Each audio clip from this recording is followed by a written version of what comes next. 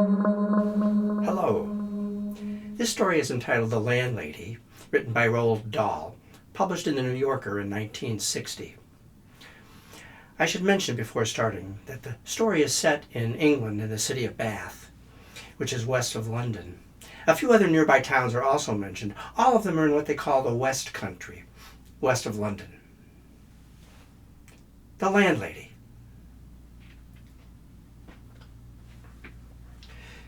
Billy Weaver had traveled down from London on the slow afternoon train, with a change at Swindon on the way. By the time he got to Bath, it was about 9 o'clock in the evening. The moon was coming up over the houses opposite the train station. But the air was deadly cold. The wind was like a flat blade of ice on his cheeks. He approached the porter and said, "Excuse me, but is there a fairly cheap hotel not too far away from here?" The porter pointed down the road. "Try the Bell and Dragon. It's about a quarter-mile along on the other side." Billy thanked him and picked up his suitcase and set out to walk the quarter-mile to the Bell and Dragon. He had never been to Bath before, didn't know anyone who lived there, but Mr. Greenslade, at the head office in London, had told him it was a splendid city. "Find your own lodgings," he had said. "Then report to the branch manager as soon as you have yourself settled." Billy was 17 years old. He was wearing a new navy blue overcoat and a new brown trilby hat and a new brown suit, and he was feeling fine. He walked briskly down the street. He was trying to do everything briskly these days. Briskness, he had decided, was the one common characteristic of all successful businessmen. There were no shops along the street where he was walking, just a line of tall houses on each side. It was obvious that long ago they had been very swanky residences, but now they suffered from neglect. Suddenly, Billy caught sight of a downstairs window that was illuminated by a nearby street lamp. In the window was a printed notice in all caps. "Bed and breakfast," it said. And standing just underneath the notice was a vase of yellow chrysanthemums. He stopped walking. He moved a little closer. Green velvet curtains were hanging down on each side of the window. He moved right up and peered through the glass into the room. The first thing he saw was a bright fire burning in the hearth, and on the carpet in front of the fire, a cute little dachshund was curled up asleep. The room itself, as far as he could tell, was filled with pleasant furniture. There was a baby grand piano and a big sofa and several large plump armchairs, and in one corner he spotted a large parrot in a cage. Billy told himself, animals are usually a good sign in a place like this. All in all, it looked to him as though it'd be a pretty decent place to stay. Certainly more comfortable than the Bell and Dragon. On the other hand, a pub would be more congenial than a boarding house. There would be beer and darts in the evenings and lots of people to talk to, and it would likely be a good bit cheaper. Billy had stayed in a pub once for a couple of nights, and he had liked it. He had never stayed in any boarding houses, and to be perfectly honest, he was a tiny bit frightened of them. The name itself conjured in his mind images of watery cabbage and rapacious landladies. After dithering about it in the cold for a few minutes, Billy decided that he would walk on and take a look at the Bell and Dragon before making up his mind. He turned to go. And now a queer thing happened to him. As he stepped back and turned away from the window, his eyes were caught and held in the most peculiar manner by the notice that was there. Bed and breakfast, it said. Bed and breakfast. The words seemed to be staring at him, not allowing him to walk away from that house. The next thing he knew, he was actually moving toward the front door. He found himself walking up the steps to that house and reaching for the bell. He pressed the bell, and before he had time to take his finger from the bell button, the door swung open and a woman was standing there. Normally, you ring the bell and wait for a bit before someone opens the door.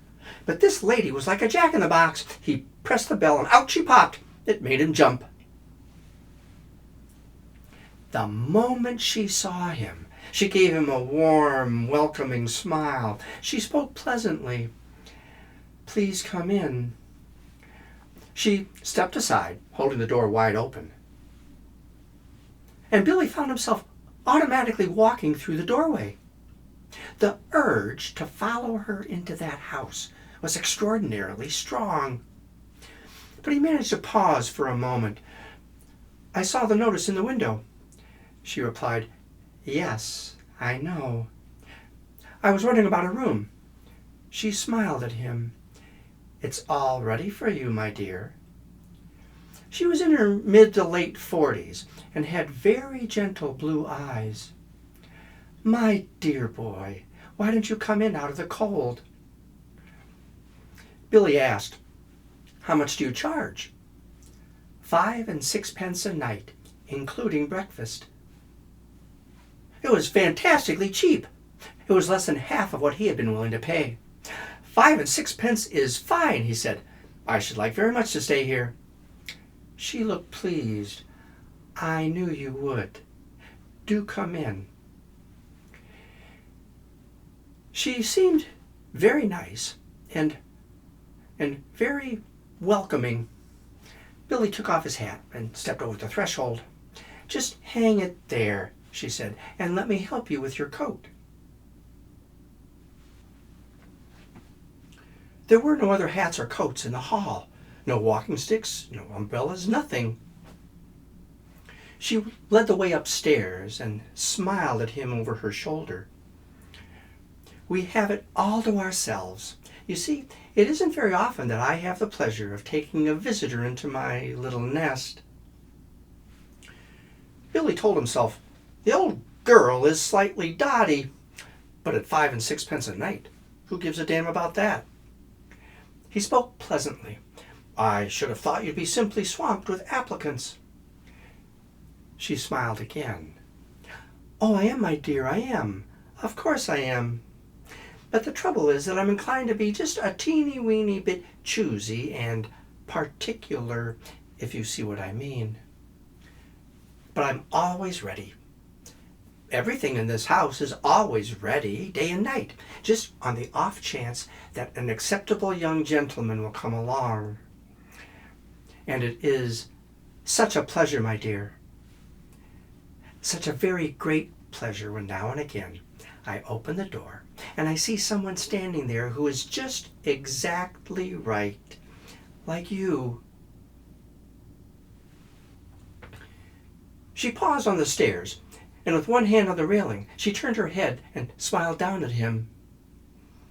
Her blue eyes traveled slowly all the way down the length of Billy's body, down to his feet, and then back up again. On the first floor landing, she said to him, "This floor is mine." They climbed up a second flight. "And this one is all yours. Here's your room. I do hope you'll like it." She led him into a charming front bedroom and switched on the light. "The morning sun comes right in the window, Mr. Perkins. It is Mr. Perkins, isn't it?" "No," said Billy. "It's Weaver." "Mr. Weaver, how nice. And what about supper, my dear? Did you manage to get anything to eat before you came here?"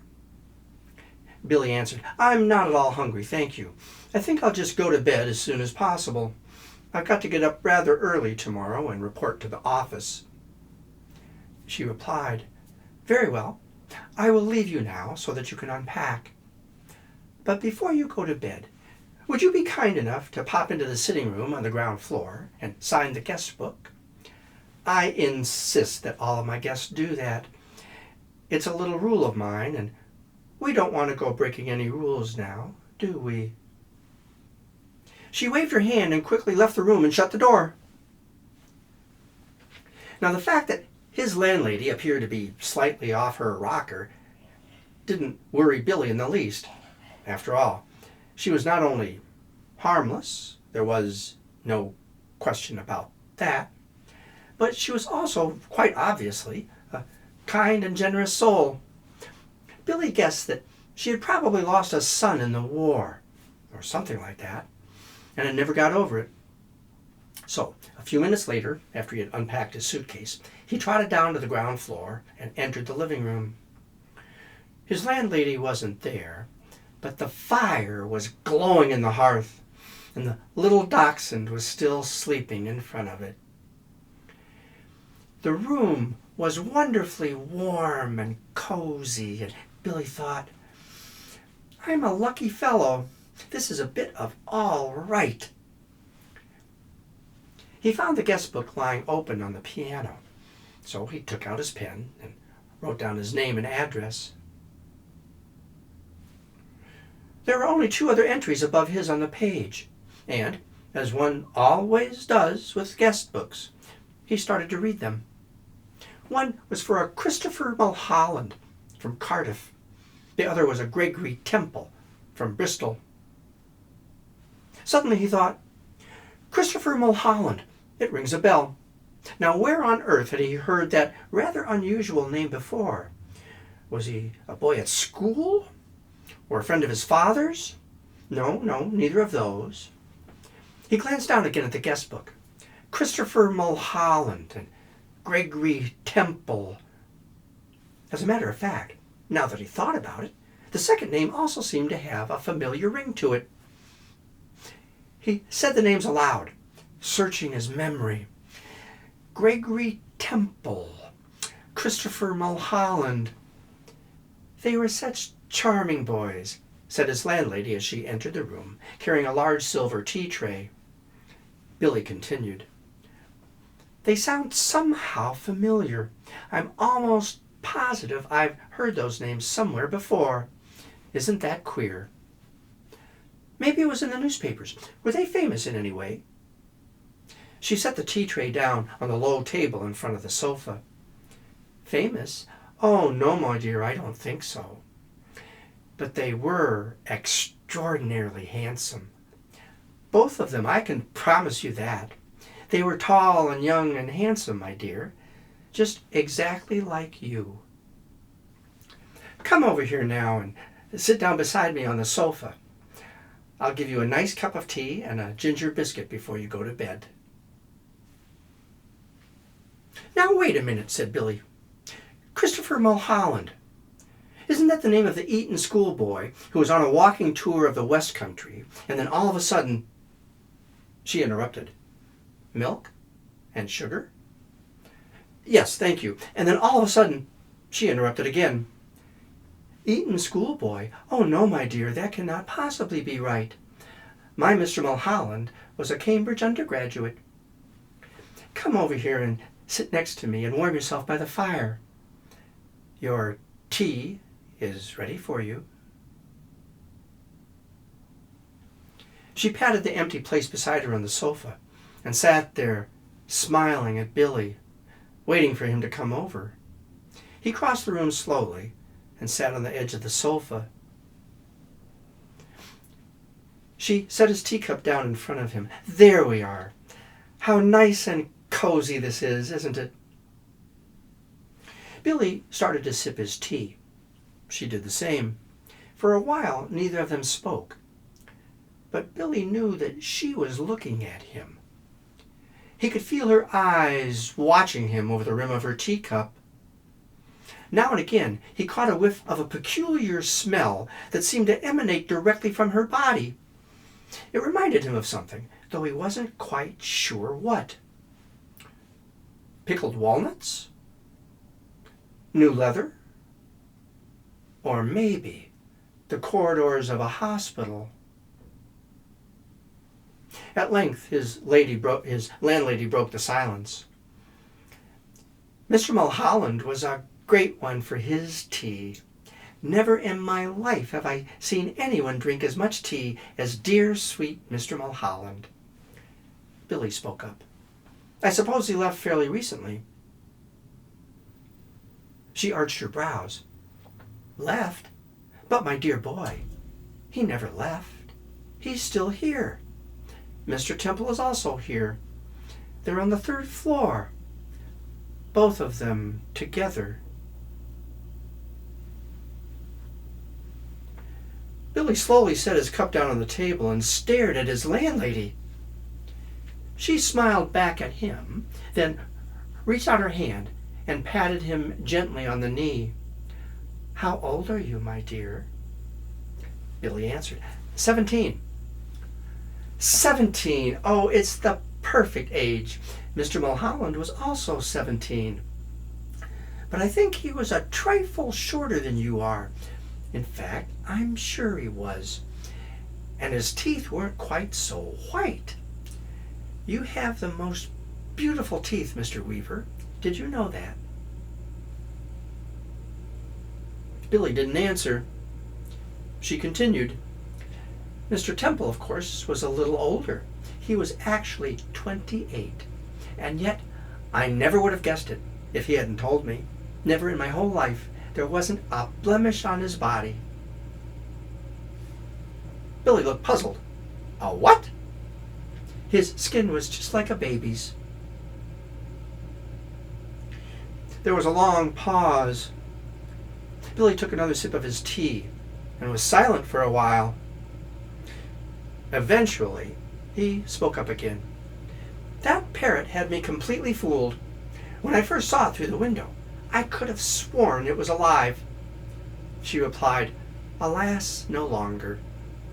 Billy added, It's most terribly clever the way it's been done. It doesn't look in the least bit dead.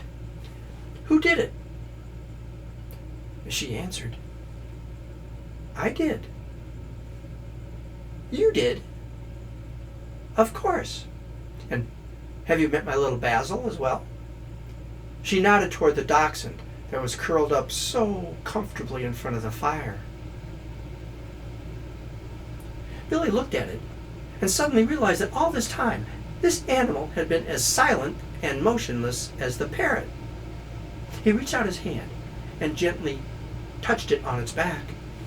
It was hard and cold. Good gracious me, he declared. How absolutely fascinating. He turned away from the dog and stared with deep admiration at his landlady. It must be most awfully difficult to do a thing like that. She replied, Not at all. I stuff all of my little pets myself when they pass away. Will you have another cup of tea? No, thank you, said Billy. The tea tasted faintly of bitter almonds, and he didn't much care for it. Once more she smiled at him. You did sign the guest book, didn't you? Oh, yes.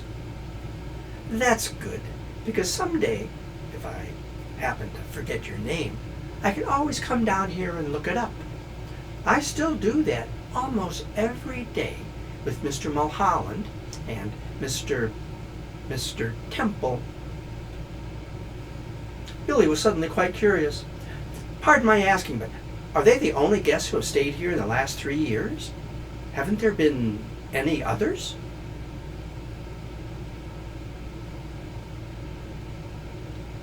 She gave him another gentle smile. No, my dear. Only you.